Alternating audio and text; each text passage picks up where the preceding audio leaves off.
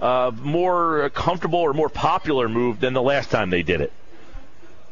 Well, when they made Ryan Sandberg the manager a couple of years ago, after taking over Charlie Manuel, at the time it was considered a positive move, but obviously didn't come to even close to remotely working out.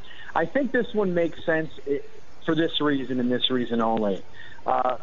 Andy McPhail basically telegraphed this a couple of weeks ago at the Ruben Amaro press conference, saying, listen, if it's going to take me until the end of October to find a general manager, this is a pretty important offseason for us. So I don't want the first order of business for the general manager to then begin a managerial search, and then once he finds his manager, then try to find coaches to join the new manager, when really what I want him to do is to kind of get to know the organization, start thinking about moves that can help this team in the offseason, and get this team back to being a potential contender as early as 2017.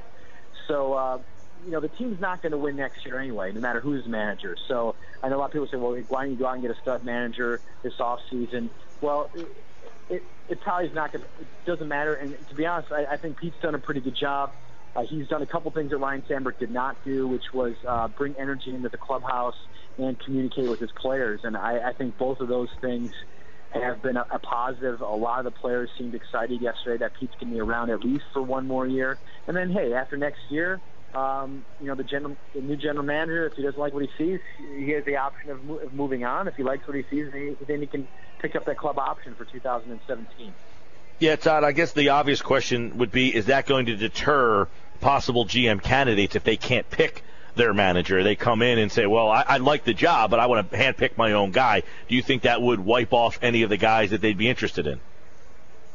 Honestly, I don't think so. I think this GM job is attractive for a few reasons. One, the Phillies are going to spend a lot of money. Not next season necessarily. They're not going to go out and go after David Price or whatever, but up until this year, they've been top 5, top 10 in payroll for more than a decade. So GM candidates are going to go, okay, if I go to the Phillies, I know they're going to be one of the highest spending teams in all of Major League Baseball. That's good for me. And they're also going to look at the farm system and go, MLBpipeline.com ranks the Phillies' as farm system number 7 overall in baseball. So they're going to say, wow, we have a ton of talent coming up to the system, and they're going to spend money. I like this. And I think any GM that turns it down because he can't have his manager in the first season of what is going to be a losing season, I really do find it hard to believe that there's a GM candidate out there that's going to go, boy, all these things are great, but if I don't have my manager in 2016, I just can't see myself going there.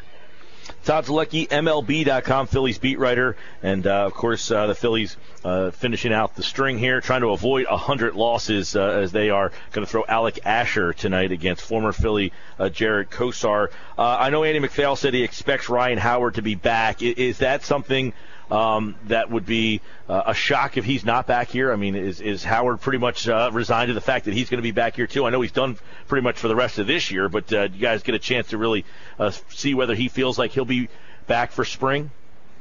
I think that he thinks he's probably going to be traded. I think he probably thought that last offseason. And listen, Andy McPhail's not going to come out. We asked him that question the other day. He said, what's Ryan Howard's future with the Phillies right now? He's not going to come out and say he's totally not going to be back next year. We want him out. We want to trade him. We want to release him, whatever. It's just not going to say that. He said, I anticipate Ryan Howard will be in spring training. But then if you remember the rest of that quote, he basically said, but we'll see where things stand. We'll see how things shake out in the offseason, what the options might be for us, what the options might be for them. I mean, clearly that is the guy that doesn't want to, bury Ryan Howard because he knows how much he's meant to the organization. But he also, I think, is very aware that it would be beneficial to kind of move on. And I think they're going to continue to try to trade him. I wrote the other day that, they tried really hard over the past year to try to trade him, eating almost all of his contract, and they could not find anybody to take him. And I'm talking about they were willing to get almost all of his contract, and they couldn't find anybody to take him. So, they're gonna keep trying, and hey, maybe they end up releasing him. I don't know if that's something that's on the table or not. I know they discussed it about a little over a year ago at this point. Maybe they find an American League team that is looking for a DH that can hit 6 in the lineup, bat mostly against right-handers in a platoon type of situation. Hey, for $2 million, I think Ryan Howard still hit right-handers well enough to justify that, but that remains to be seen. All right, Todd Zolecki, MLB.com, and you had mentioned over at the website that the Phillies, have begun their GM search. They've interviewed one candidate. We talked to Scott Profrock last week here. He said, I'm not going to campaign for the job. If they want to interview me, great. I don't know if you think that he's got a shot. They do have a history together that he chronicled here on the show. I don't know if the guy they interviewed has been revealed, but what do you think, in terms of some candidates for that position in this Profrock being considered? I think Scott Profrock might get an interview for it, but honestly, I don't think that he is going to get the job. I think they are going to go outside. But, Andy and Scott do have a long relationship with one another, and I think as a professional courtesy and because of Scott's, lengthy resume, I think he could get an interview. But I would be very surprised, I guess, if they stayed internal. I think they're going to go external.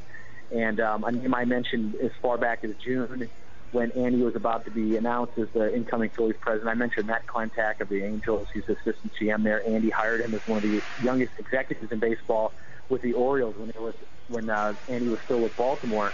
I think that's a name to keep an eye on. And really, I think anybody that's kind of a young, up-and-comer, analytics-based type of guy, I think that's a guy that people should keep their eye on.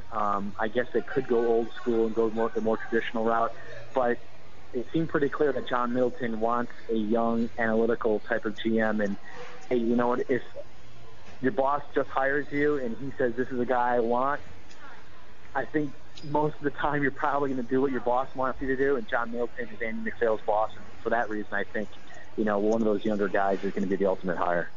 Okay, he's Todd Zolecki. For more, MLB.com. Check out the Phillies website for Todd's work over there as the Phillies playing out the string here and finishing up. We'll obviously have a very interesting offseason to see how active the Phillies are, and Todd has more on that over at MLB.com with the Phillies website. Always a pleasure, Todd. Enjoy the rest of the season, pal.